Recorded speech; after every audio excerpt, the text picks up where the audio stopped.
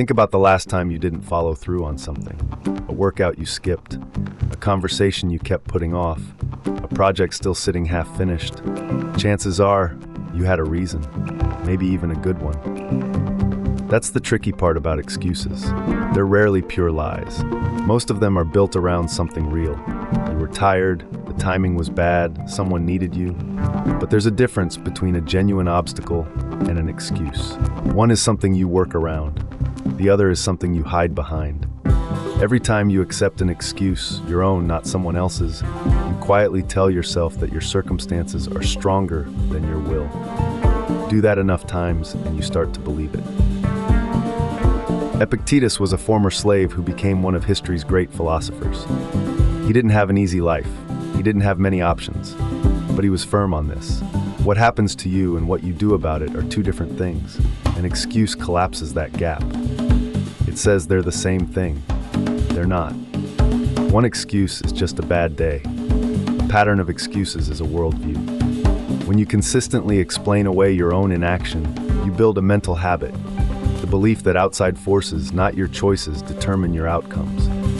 Research shows that people who believe their actions matter report higher achievement, better health, and more satisfaction in life. People who don't. The pattern usually starts small. You skip one thing, explain it away, feel fine, then you skip the next. After a while, the excuse comes before the effort.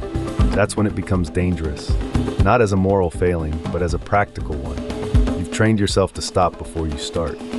Marcus Aurelius, Emperor of Rome, still had to remind himself in his private journal not to make excuses. He wrote that we should focus on the present moment and what it asks of us, not the story we tell about why the present is hard, just what it asks. If he needed that reminder, so do we.